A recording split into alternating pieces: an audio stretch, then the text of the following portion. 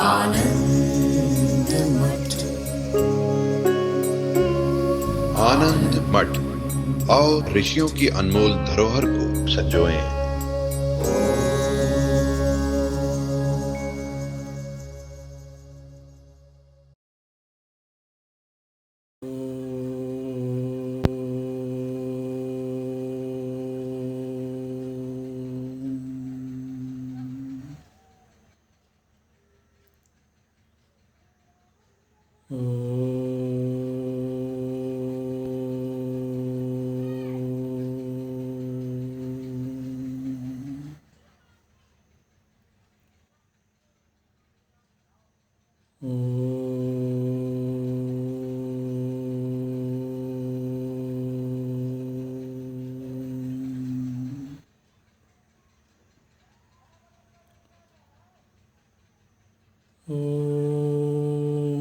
भद्रं कर्णेभिः शृणुयाम देवाः भद्रं पश्येमाक्षभिर्यजत्राः स्थिरैरङ्गैस्तुष्टुवागुंसस्तनूभिः व्यशेम देवहितं यदायुः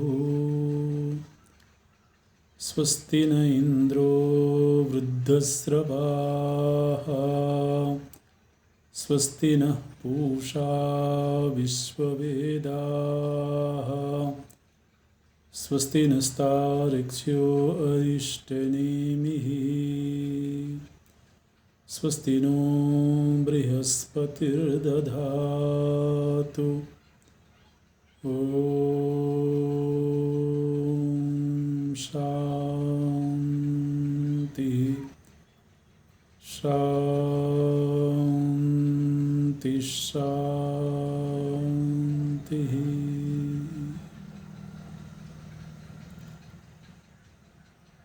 सच्चिदानन्दरूपाय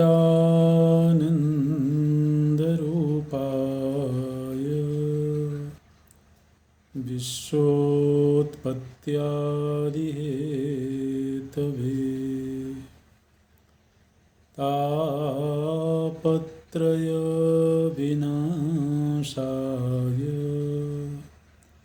श्रीकृष्णाय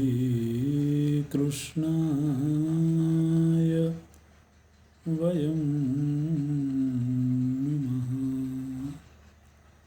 श्रीकृष्णाय वयं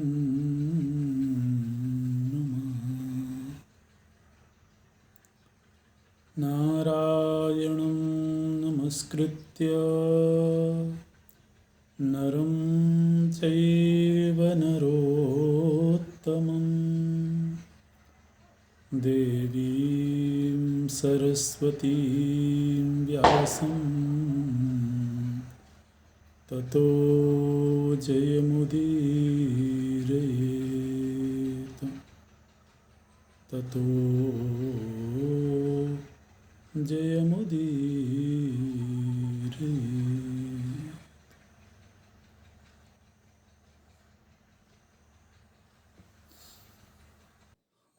पांडवों की 12 वर्षीय वनवास का प्रथम पड़ाव काम्यक वन में है। काम्यक वन में जिस समय पांडव रह रहे हैं उस समय उनके सभी प्रायः शुभचिंतक उनसे मिलने के लिए आते हैं। उन्हीं में भगवान श्री कृष्ण हैं। भगवान श्री कृष्ण बताते हैं कि जिस समय द्यूत क्रीड़ा हस्तिनापुर में हुई उस समय मैं द्वारिका में नहीं था। यदि मैं द्वारिका में होता तो अवश्य ही हस्तिनापुर आ जाता और ये द्यूत क्रीड़ा नहीं होती। किंतु उस समय मैं वहाँ पर नहीं था। अच्छा, अर्जुन भगवान की स्तुति करते हैं और अर्जुन के बाद द्रौपदी जी भगवान की स्तुति करती हैं। द्रौपदी जी ने कहा कि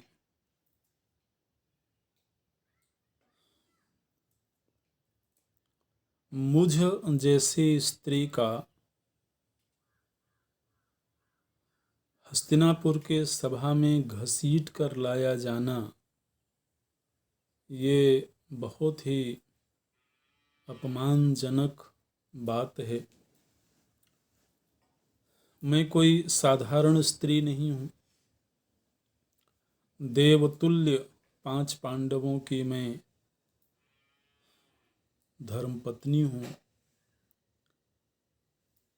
धृष्टद्युम्न जो कि स्वयं अग्नि से प्रकट हुए हैं, वो भी देवतुल्य हैं, उनकी मैं बहन हूँ।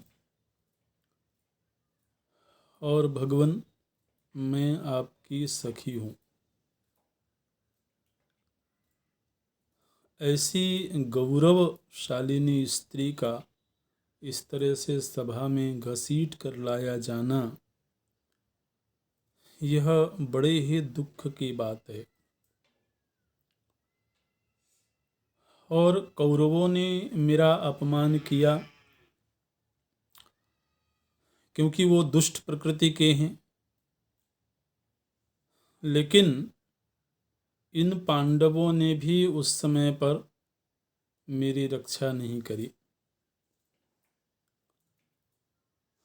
वो विवशता थी या जो भी है, लेकिन द्रौपदी जी कम से कम भगवान कृष्ण के सन्मुख तो अपनी पीड़ा व्यक्त कर ही सकती हैं, करती हैं।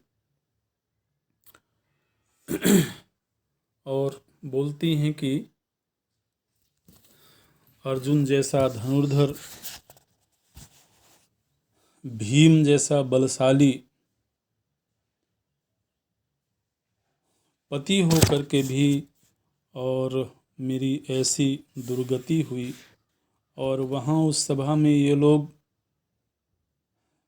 सिर नीचा किए बैठे हुए थे। तो अपनी पीड़ा व्यक्त करती हैं, रोती भी हैं और बिलख बिलख कर भगवान कृष्ण के सामने रोती हैं। और फिर भगवान कृष्ण से बोलती हैं कि भगवन,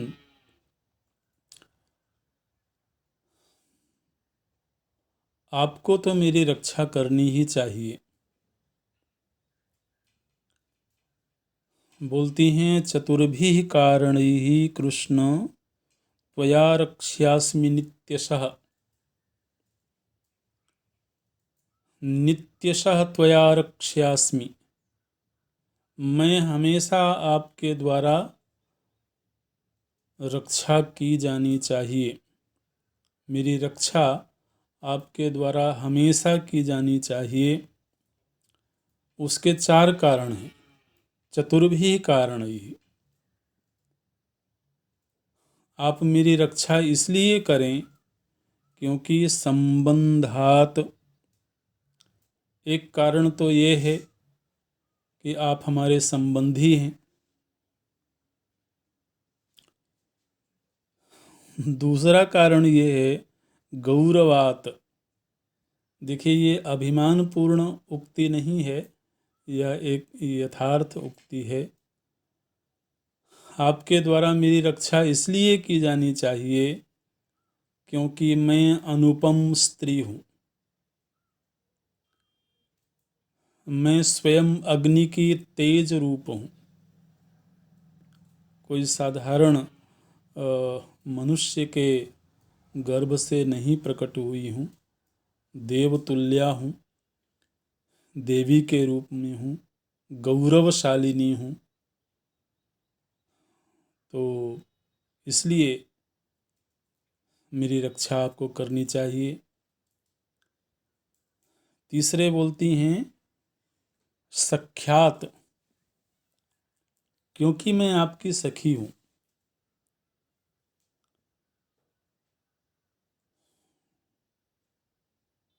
और चौथे बोलती हैं कि प्रभुत्वेनैव केशव, क्योंकि आप प्रभु हैं, क्योंकि आप रक्षा करने में समर्थ हैं, सक्षम हैं। तो इन चार कारणों से संबंधात, गौरवात, सख्यात, प्रभुत्वेनैव हे केशव त्वया रक्ष्यास्मि नित्यशः, हमेशा आपके द्वारा मेरी रक्षा की जानी चाहिए। तो इस तरह से आत्मरक्षा के लिए वो निवेदन करती हैं भगवान कृष्ण से।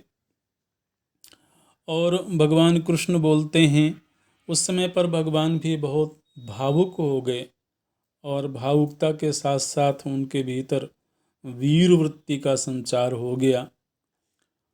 और भगवान बोलते हैं, रोदिष्यन्ति स्त्रियो ह्येवं येषां क्रुध्यन्ति भाविनी। बोलते हैं कि हे भाविनी, हे सुंदरी, जिस तरह से आज तुम इस तरह रो रही हो, विलाप कर रही हो, एक दिन तुम्हारे शत्रुओं की स्त्रियां भी इसी तरह से रोएंगी।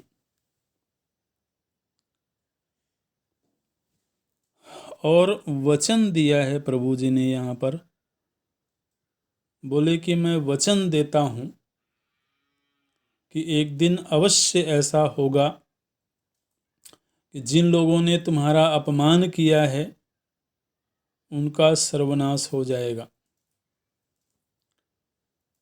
उनके घरों के स्त्रियां अपने पति वियोग में विलाप करेंगी, विधवा हो जाएंगी। और यह मेरा प्रण है। इस तरह से भगवान वचन देते हैं द्रौपदी जी को। और द्रौपदी जी ने कई प्रकार से अपनी वेदना को व्यक्त किया है। धृष्टद्युम्न के द्वारा भी द्रौपदी जी को सांत्वना दी गई है। और प्रभु श्री कृष्ण के द्वारा यहाँ पर द्यूत क्रीड़ा की हानि के विषय में एक उपदेश किया गया है कि द्यूत क्रीड़ा सर्वथा दुख का ही सृजन करती है, इसलिए द्यूत क्रीड़ा कभी भी नहीं होनी चाहिए।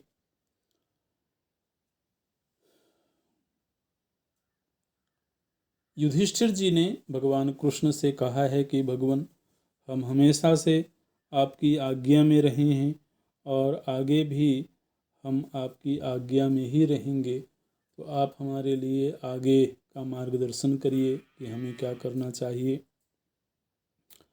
और प्रभु जी ने उपदेश किया है पांडवों को। और फिर पांडवों से विदा लेकर के भगवान कृष्ण द्वारिका चले गए। इस समय पर भगवान कृष्ण अपनी बहिन सुभद्रा जी को और भांजे अभिमन्यु को साथ में लेकर के गए, क्योंकि ये लोग अभी वन की यात्रा में साथ में ही थे। तो इसलिए प्रभु जी ने कहा कि अभी इनको वन में रहना ठीक नहीं है। तो सुभद्रा जी को और अभिमन्यु को भगवान अपने साथ द्वारिका ले गए हैं। और जो धृष्टद्युम्न हैं, उन्होंने द्रौपदी जी के जो 5 पुत्र हैं वे धृष्टद्युम्न के भांजे हैं, तो उनको भी धृष्टद्युम्न अपने साथ पांचाल देश को ले गए हैं। और इस तरह से जब सभी शुभचिंतक पांडवों से मिलकर के अपने अपने नगरों को चले गए, तब पांडवों ने ये निश्चय किया कि अब हमको इस वन से किसी अन्य वन में जाना चाहिए। तो काम्यक वन से ये लोग द्वैत वन में गए हैं। एक वन का नाम है द्वैत वन। तो अब काम्यक वन से आगे चल करके ये लोग द्वैत वन में गए हैं। वहाँ पर इनका मिलन हुआ है। अब चूंकि जो वन की यात्रा है, इस यात्रा में मुख्य रूप से संत महात्माओं ऋषियों का समागम होगा, जगह जगह सत्संग होंगे। तो इस द्वैत वन में प्रथम मिलन हुआ है मार्कंडेय ऋषि से। मार्कंडेय ऋषि के साथ में युधिष्ठिर जी का संवाद होता है और बहुत सार्थक संवाद होता है। मार्कंडेय ऋषि पांडवों को देख करके थोड़ा मुस्कुराते हैं। तो युधिष्ठिर जी ने पूछा कि अभी तक तो जो लोग आए उन्होंने संवेदना व्यक्त करी, क्योंकि हम वन में हैं, कष्ट में हैं, तो आप इस तरह से मुस्कुरा क्यों रहे हैं। तो मार्कंडेय ऋषि ने कहा कि आपको देख करके महाराज युधिष्ठिर, आपको देख करके मुझे भगवान श्री राम की याद आ गई और उनका भी जिस समय पर वनवास हुआ था उस समय एक बार मुझे उनके दर्शन का सौभाग्य प्राप्त हुआ था। तो किस तरह से प्रभु श्री राम जी ने वनवास काटा और कितनी धर्मनिष्ठा के साथ, कितनी मर्यादा के साथ, तपोवृत्ति के साथ उन्होंने अपनी वन की यात्रा को संपन्न किया था, वैसा ही आचरण में आप में देख रहा हूँ। वैसी ही धर्मनिष्ठा, वैसा ही तप, वैसा ही धैर्य। तो इसलिए आपको देख करके मेरा मन थोड़ा प्रसन्न हुआ। परिस्थिति तो कर्म के अनुसार आती ही है, अनुकूल प्रतिकूल परिस्थिति, लेकिन प्रतिकूल परिस्थिति में भी कोई धैर्य के साथ में उस समय को बिताता हो, ये बड़प्पन की बात है। अपने धर्म का त्याग किए बिना उसी प्रसन्नता के साथ में वो उस वक्त को गुजारता है, तो ये प्रशंसा की बात होती है। तो इस तरह से भाई ऋषियों की सोच तो अलग ही होती है, ऋषियों का दृष्टिकोण तो अलग ही होता है। वो केवल परिस्थितिवादी तो होते नहीं हैं कि अब प्रतिकूल परिस्थिति आ गई तो वो शोक व्यक्त करने लगें और अनुकूल परिस्थिति आ जाए तो वो हर्ष व्यक्त करने लगें। हर तरह की परिस्थिति में समता कैसे सधे, ये ऋषियों की दृष्टि होती है। तो मार्कंडेय ऋषि के द्वारा उपदेश किया गया है। और फिर एक ऋषि और मिले हैं यहाँ पर, उनका नाम है दालभ्यबक। दालभ्यबक नाम के एक ऋषि हैं। तो उनसे भी इनका मिलन हुआ है युधिष्ठिर जी का, और उन्होंने भी उपदेश किया है।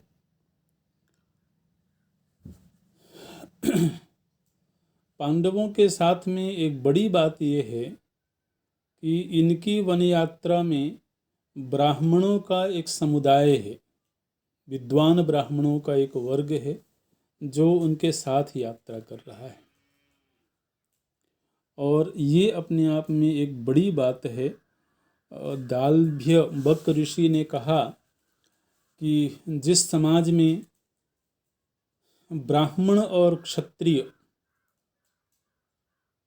एक दूसरे के पूरक हों, एक दूसरे के साथ सहभाग करते हुए समाज का नेतृत्व कर रहे हों, उस समाज का हमेशा उत्थान होता है। बोलते हैं ब्राह्मण जो है वो एक विशुद्ध दृष्टि है, जो ज्ञान प्रधान होता है उसी को ब्राह्मण कहा जाता है। विवेक, ज्ञान, शम, दम आदि।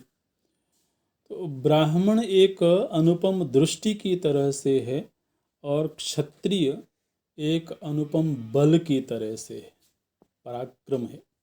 पराक्रम प्रधान क्षत्रिय होता है और विद्या प्रधान ब्राह्मण होता है। विद्या दृष्टि प्रदान करती है और बल शौर्य वीरता प्रदान करता है। तो जहाँ पर विशुद्ध दृष्टि और अनुपम पराक्रम का संयोग हो, वो समय समाज हमेशा उन्नत होता है। और यदि दृष्टि और बल में विरोध हो जाए, व्यक्तिगत जीवन में भी देखें, दृष्टि विशुद्ध हो और व्यक्ति के पास सामर्थ्य हो, तो वह जीवन में उन्नति की ओर जाता है।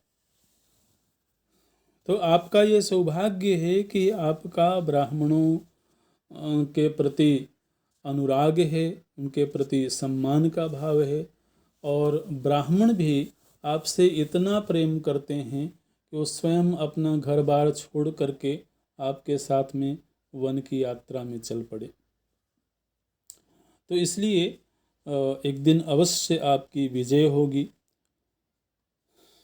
तो ये महात्माओं के साथ महाराज युधिष्ठिर का संवाद होता है। फिर द्वैत वन में ये लोग थोड़ा दीर्घ काल तक सुखपूर्वक रहने लगे। पांडव जो हैं वही द्वैत वन में ही अपनी कुटिया बना करके और वहाँ रहने लगे हैं। और वहाँ रहते हुए इन लोगों की आपस में चर्चाएं भी होती थी। तो एक दिन माता द्रौपदी का महाराज युधिष्ठिर के साथ में संवाद हुआ, एक चर्चा हुई और द्रौपदी जी के मन में तो पीड़ा है।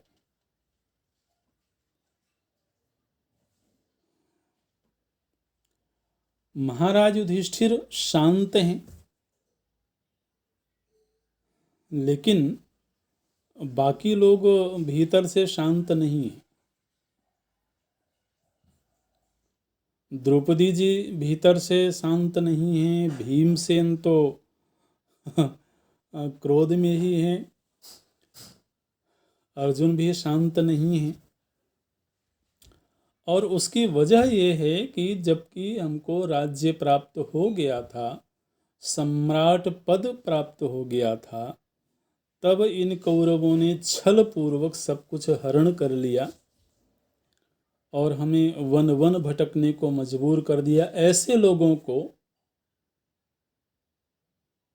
जो इतने योग्य हैं कि बहुत अच्छे तरीके से राज्य का संचालन कर सकते हैं, जिनमें वो योग्यता है, जिनमें वो क्षमता है कि वो देश के ऊपर शासन करें, देश का नेतृत्व करें और धर्म सम्मत तरीके से देश का नेतृत्व करें। अगर कोई साधारण व्यक्ति है, साधारण प्रजा में से है, तो उसको अगर देश से निकाल भी दिया, वन में भी भेज दिया, तो उससे उतनी हानि नहीं है। लेकिन ऐसा व्यक्ति जो सर्वथा धर्म सम्मत प्रजा का पालन करने में समर्थ हो, ऐसे व्यक्ति को राज्य से च्युत करके और वो भी छल पूर्वक वन में भटकने को मजबूर कर दिया जाए, तो ये ठीक नहीं है।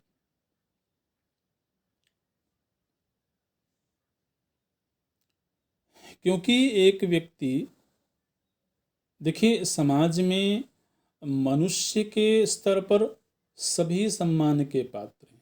मनुष्य मात्र सम्मान का अधिकारी है, सम्मान का पात्र है। लेकिन मानव समाज में ही कुछ लोग ऐसे होते हैं जो कंट्रीब्यूटर्स होते हैं, जो अपने व्यक्तित्व से, अपने जीवन से समाज को बहुत कुछ देने की योग्यता रखते हैं। तो जो लोग समाज को सही मार्ग दिखाने की योग्यता रखते हैं, जो लोग समाज को सुरक्षा देने की सामर्थ्य रखते हैं, ऐसे लोगों का सम्मान होना चाहिए, ऐसे लोगों का संरक्षण होना चाहिए, ऐसे लोगों का आदर होना चाहिए, न कि उनको इस तरह से वन में भटकने को मजबूर कर दिया जाए। तो इसलिए माता द्रौपदी जी के मन में पीड़ा है, और द्रौपदी जी युधिष्ठिर जी के साथ में बातें करती हैं, चर्चा करती हैं, और उस समय पर सभी पांचों पांडव ही बैठे हुए हैं और चर्चा हो रही है। उस चर्चा में द्रौपदी जी ने कहा कि यद्यपि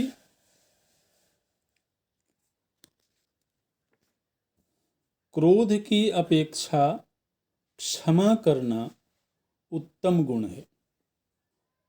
देखिए, यहाँ पर एक बड़ी सुंदर धर्म चर्चा हुई है महाराज युधिष्ठिर और द्रौपदी जी के बीच में। तो द्रौपदी जी ने कहा कि ये बात ठीक है कि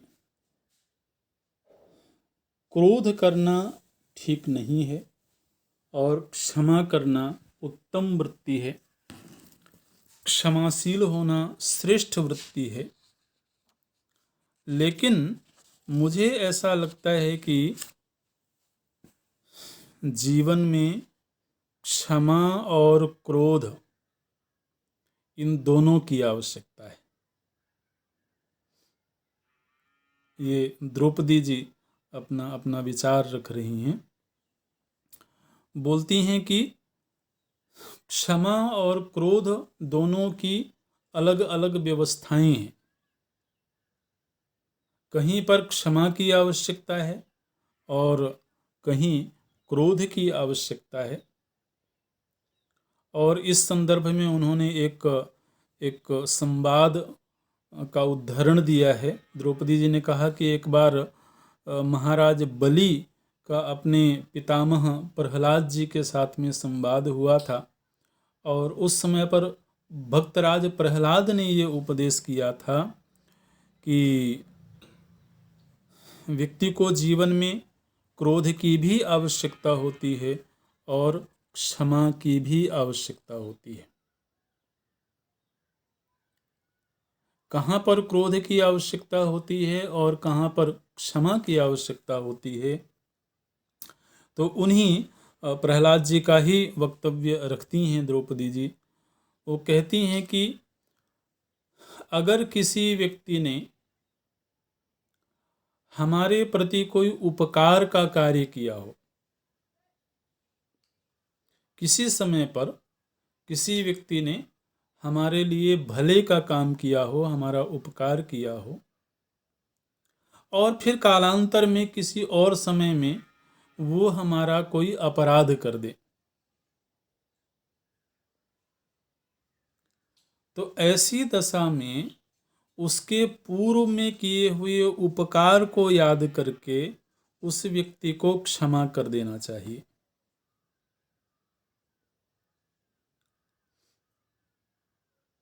जिसने पहले उपकार किया है, बाद में उसने किसी परिस्थितिवश, किसी मनस्थिति में उसने अपराध किया, हमारे साथ बुरा किया। सामान्य तौर पर यह होता है कि हम पीछे की बातों को भूल जाते हैं, और जिस समय अपराध हुआ है तो केवल वही बात याद रखते हैं और फिर उसका हम प्रतिशोध लेने की चेष्टा करते हैं।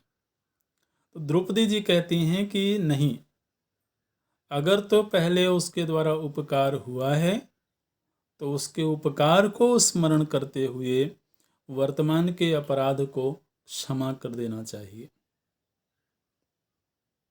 दूसरे, क्षमा की भूमिका कहाँ कहाँ पर है वो द्रौपदी जी बताती हैं। यदि कोई मूर्ख व्यक्ति है, बिल्कुल नासमझ है, और फिर उसके द्वारा कोई अपराध हो जाए, तो मूर्खतावश किए हुए अपराध को भी क्षमा कर देना चाहिए। ऐसे बोलती हैं द्रौपदी जी। मूर्खतावश किए हुए अपराध को क्षमा इसलिए कर देना चाहिए क्योंकि दुनिया में हर व्यक्ति कर्म के क्षेत्र में बहुत समझदार नहीं होता है, बहुत चतुर नहीं होता है। तो अब यदि उसके भीतर समझ ही नहीं है और उससे कोई आपराधिक कार्य हो गया तो उसे क्या दंड दिया जाए?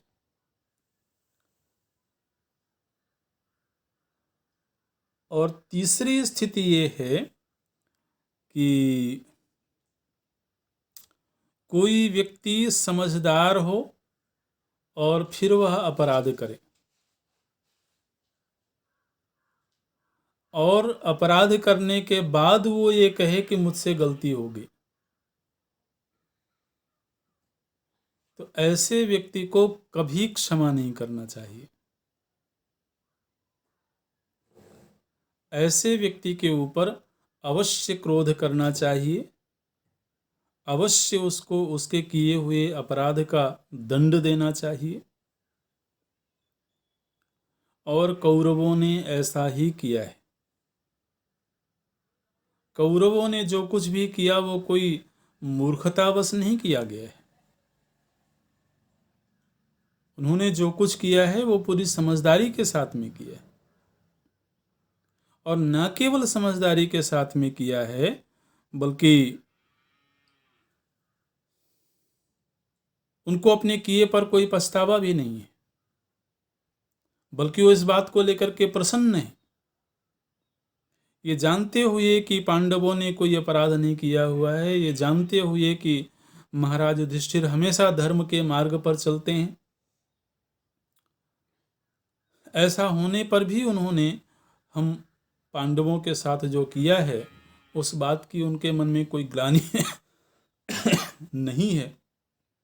और जहाँ तक उपकार की बात है तो हमें तो याद कभी नहीं आता है कि दुर्योधन ने कभी हमारा उपकार किया होगा। तो दुर्योधन ने पीछे कभी हमारा उपकार भी नहीं किया है, दुर्योधन में कोई मूर्खता भी नहीं है, समझदार व्यक्ति है, और फिर उसने ऐसा किया है तो फिर हम उसको क्यों क्षमा करें?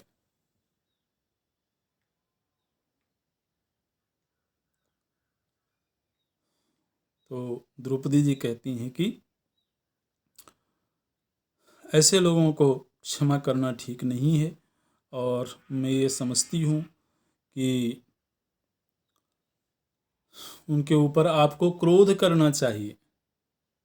क्रोध करना चाहिए मतलब इस तरीके से हम हाथ पर हाथ धर के बैठे रहें, क्योंकि उन्होंने छल पूर्वक कह दिया कि 12 वर्ष के लिए वन चले जाओ, तो अब हम वन में आकर के बैठ गए, तो ये मुझे ठीक नहीं लगता है। युधिष्ठिर जी बोलते हैं, जब द्रौपदी जी ने अपना वक्तव्य पूरा कर दिया तो युधिष्ठिर जी बोलते हैं और बहुत विस्तार से बोलते हैं, और इस चर्चा में महाराज युधिष्ठिर ने जो मुख्य रूप से जिस बात पर उन्होंने फोकस किया वो ये है कि व्यक्ति को जीवन में क्रोध कभी नहीं करना चाहिए।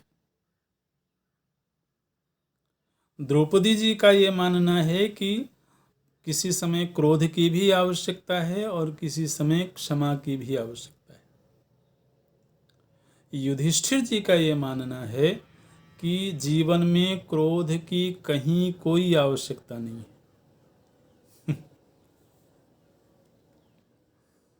ऐसे बोलते हैं और विस्तार से उस पर अपना विचार रखते हैं। बोलते हैं बुद्धिमान व्यक्ति यदि क्रोध का आश्रय ले तो धीरे धीरे करके उसकी विवेक सामर्थ्य कुंद होती चली जाती है।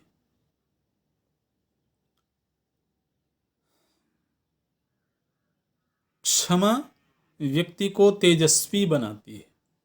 क्षमा और क्रोध के बीच में यहाँ पर एक तुलनात्मक विचार प्रस्तुत किया गया है, और उसमें वो ये कहते हैं कि क्षमा जो है वो हो सकता है क्षमाशील व्यक्ति को थोड़ा कष्ट दे, थोड़ा तकलीफ दे, लेकिन इसके बावजूद क्षमा एक ऐसा गुण है जो जिसके पास में है वही व्यक्ति तेजस्वी है, उसी को तेजस्वी कहा जाना चाहिए। क्रूरता की अपेक्षा, क्रोध की अपेक्षा सरल होना, क्रूरता की अपेक्षा कोमल होना, ये सद्गुण है। क्रूरता का व्यवहार, क्रोध का व्यवहार, ये एक तरह से कमजोर व्यक्ति की पहचान है, तेजहीन व्यक्ति की पहचान है। और यहाँ तक भी बोलते हैं कि यदि दुर्योधन मुझे मार भी डाले तब भी मैं क्रोध नहीं करूंगा,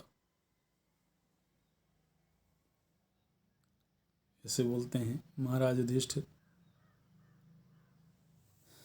क्योंकि क्रोध का कभी भी महात्माओं ने सम्मान नहीं किया। क्रोध करने का जिसके भीतर भाव बन जाता है, वह प्रिय को भी अप्रिय के रूप में देखने लगता है, अप्रिय को प्रिय के रूप में देखने लगता है। और जिसके भीतर क्रोध का स्वभाव बन गया हो, वह तो गुरु को भी कभी अपशब्द बोल सकता है। क्योंकि क्रोध ऐसी वृत्ति है ना, जिस समय पर क्रोध आता है उस समय पर वह बहुत तीव्र होता है। क्रोध का जो प्रथम वेग होता है वो बड़ा तीव्र होता है, और जिस समय वह तीव्र होता है उस समय पर उसका विवेक, उसकी सभ्यता, संस्कृति, मर्यादा, वो सब कहीं पर्दे के पीछे चली जाती हैं। तात्कालिक रूप में क्रोध ऐसी वृत्ति है जो उस समय पर उसके विवेक को सामने नहीं आने देती है, और तत्क्षण अगर तो उस क्रोध को संभालने की सामर्थ्य नहीं है व्यक्ति में, तो वह ऐसा भी कुछ कर सकता है जिसको लेकर के भविष्य में वह जीवन भर पश्चाताप करे।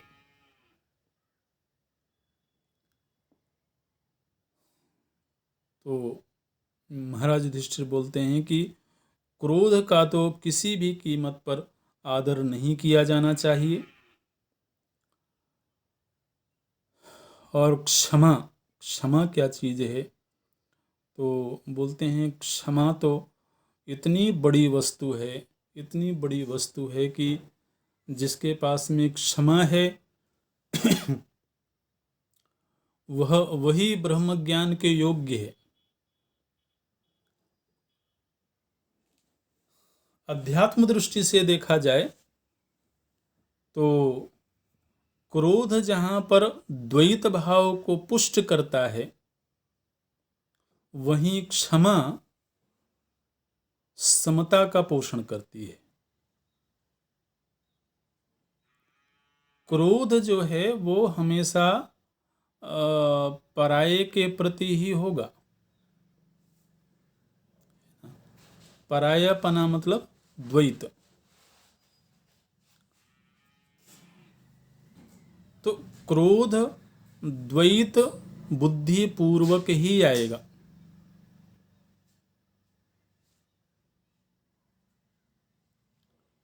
और क्षमा को देखिए, व्यक्ति हमेशा अपने आप को क्षमा करता है। अपने आप ही अगर हम इसको अप्लाई करें कि हम स्वयं के साथ कैसा बर्ताव करते हैं, तो हम ये देखेंगे कि हम स्वयं के प्रति क्रोध का पक्ष नहीं लेते हैं। स्वयं के ऊपर, चाहे भले हम जानते हों कि हमने गलती करी है, हम जानते हों कि हमने अपराध किया है, लेकिन उसके बावजूद हम अपने आप को, यदि हमको ये चुनना पड़े कि हमें अपने आप को उस समय अपने प्रति क्रोध करना चाहिए या अपने आप को क्षमा कर देना चाहिए, तो सहजता से हमारा झुकाव क्षमा की ओर होगा। है ना। इसका मतलब ये है कि क्षमा आत्मभाव का पोषक है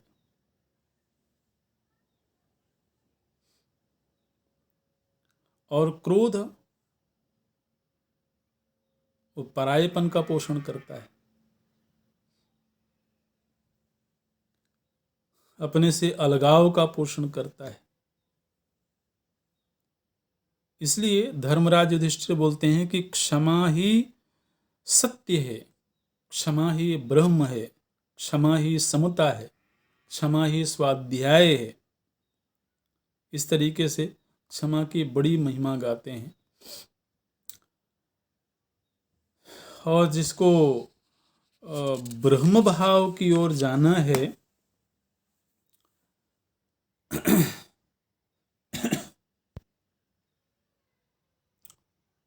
उसके लिए तो ऐसा है जी कि क्षमा वृत्ति के बिना ब्रह्म भाव सधेगा नहीं।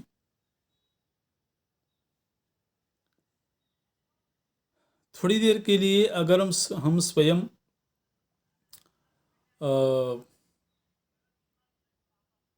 परमात्मा से ही पूछें, ब्रह्म तत्व से ही पूछें कि आप क्षमा करते हैं कि क्रोध करते हैं,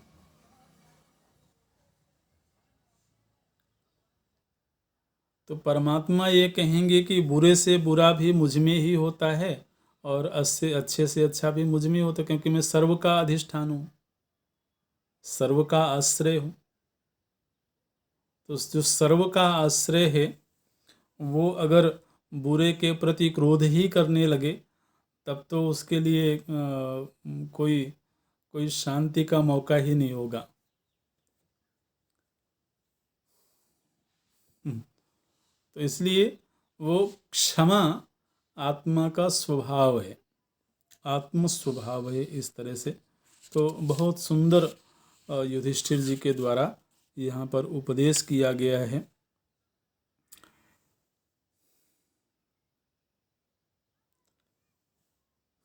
उपदेश तो किया गया और बड़ा सार्थक उपदेश है, लेकिन द्रौपदी जी को अभी इस उपदेश से बहुत संतोष नहीं हुआ है। उनके मन में अभी क्रोध है, उनके मन में पीड़ा है, और इतनी पीड़ा है, इतनी पीड़ा है कि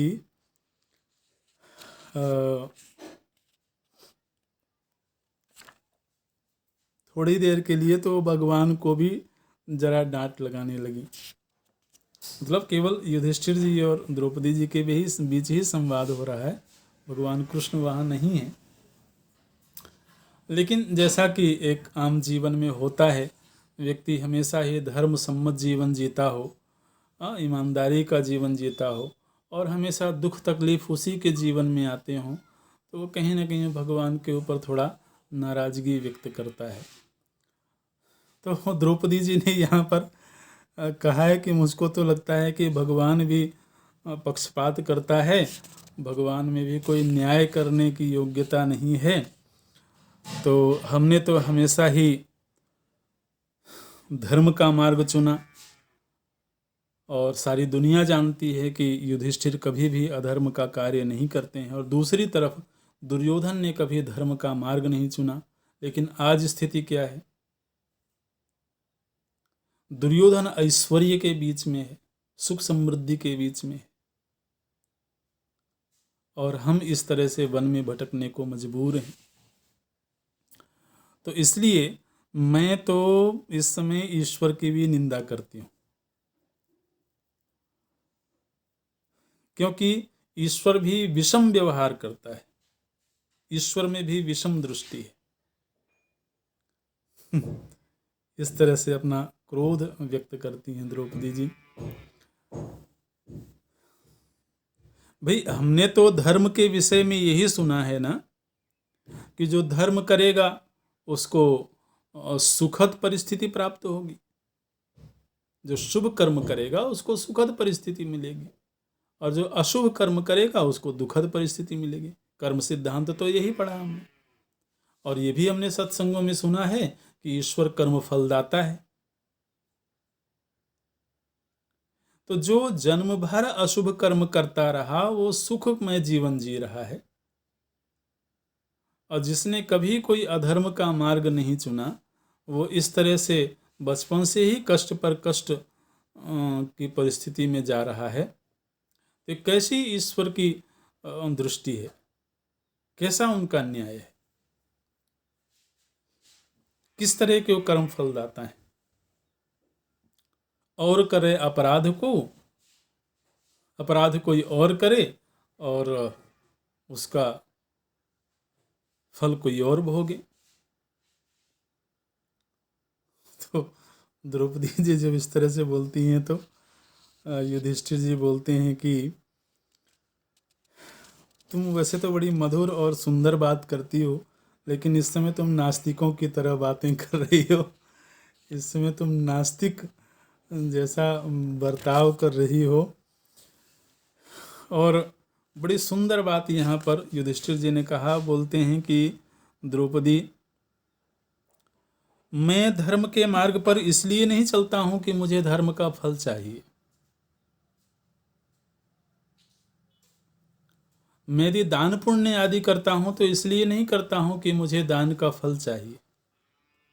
मैं यज्ञ करता हूं तो इसलिए यज्ञ नहीं करता कि मुझे उसका फल चाहिए।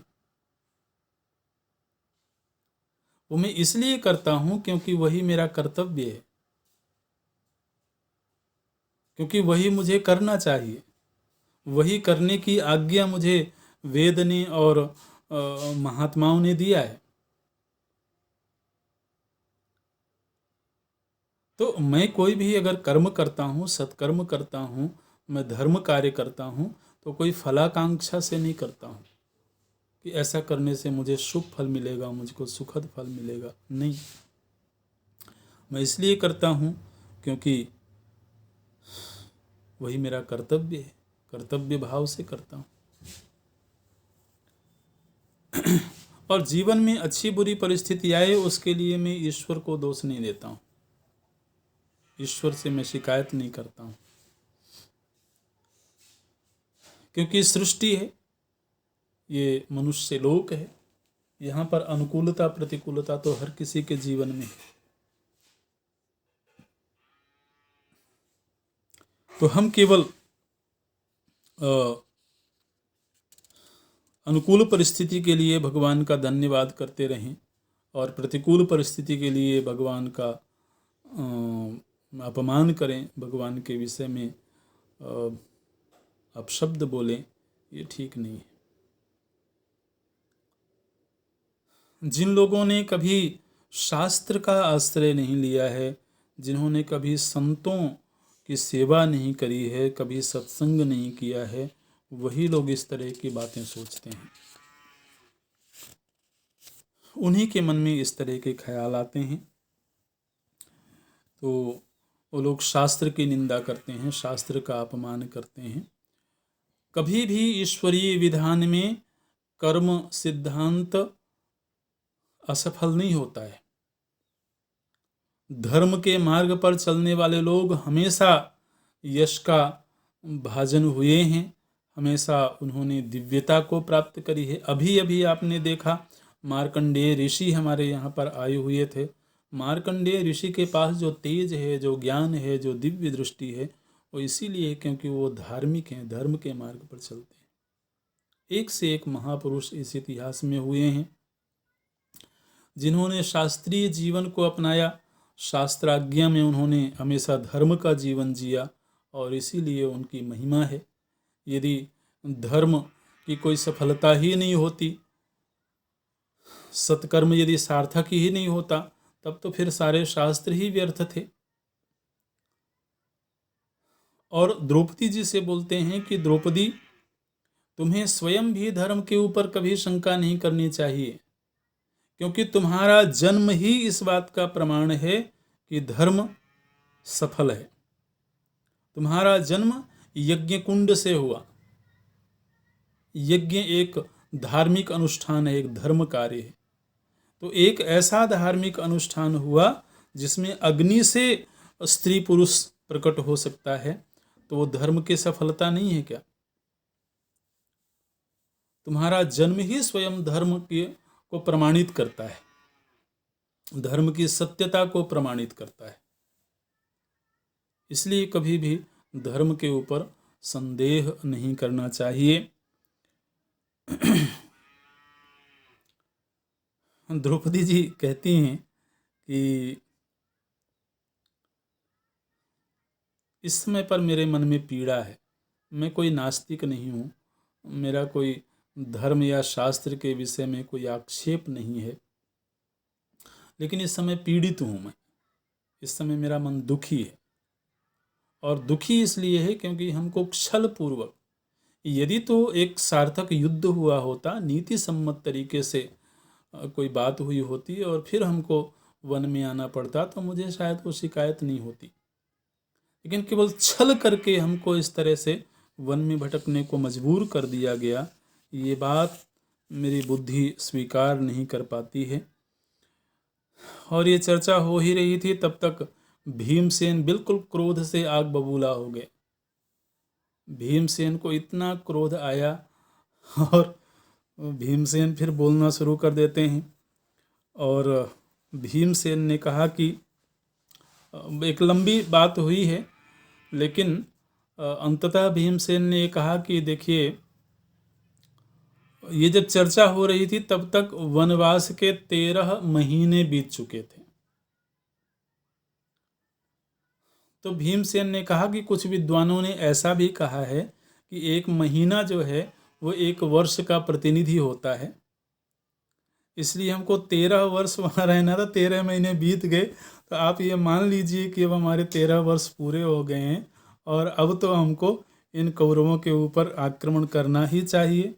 इन्होंने छल पूर्वक आपके सम्राट पद को छीन लिया,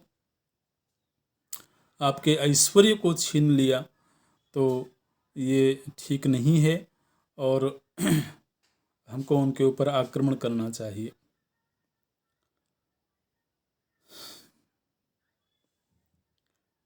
युधिष्ठिर जी ने कहा कि भीमसेन, तुम्हारे क्रोध को मैं समझता हूँ, तुम्हारी पीड़ा को मैं समझता हूँ, लेकिन सभा में जिस समय पर यह तय हुआ था कि जो इस पासे में बाजी हारेगा वह 12 वर्ष वन में और 1 वर्ष अज्ञातवास में रहेगा, उस समय मैंने ये वचन स्वीकार किया था और सभा में विद्वानों के सन्मुख मैंने ये इस शर्त को स्वीकार किया था कि यदि मैं हार जाऊंगा तो मैं ऐसा ही करूंगा।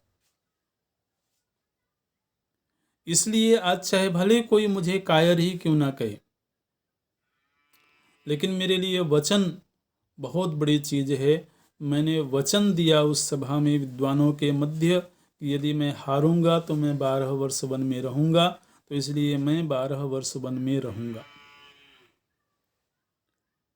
यही धर्म है और यही सत्य है, इसलिए मैं इस सत्य का त्याग नहीं कर सकता हूँ। भीमसेन कहते हैं कि ठीक है, मैं मानता हूँ और मैं हमेशा ही मानता हूँ कि आपके वचन ही सर्वोपरि होते हैं। लेकिन आप ये बताइए कि उन लोगों ने जो ये कहा था कि 13वें वर्ष में आप लोगों को अज्ञातवास में रहना पड़ेगा, 1 वर्ष तक हम लोग कैसे छिप के रह पाएंगे? आपके जैसा तेजस्वी पुरुष, क्या सूर्य को लंबे समय तक छिपा के रखा जा सकता है? आपके जैसा तेजस्वी पुरुष कहीं भी जाएगा, कितने दिन तक छिप के रहेगा? अर्जुन जैसा व्यक्ति, मुझको हर व्यक्ति जानता है इस दुनिया में, मैं कहाँ छिप करके रहूंगा? तो ये भी एक संवाद है, अभी पूरा करते हैं, अगली कक्षा में देखेंगे। ओम पूर्णमदः पूर्णमिदं पूर्णात् पूर्णमुदच्यते पूर्णस्य पूर्णमादाय पूर्णमेवावशिष्यते। ओम शांति शांति शांति। हरि ओम श्री गुरुभ्यो नमः। हरि ओम।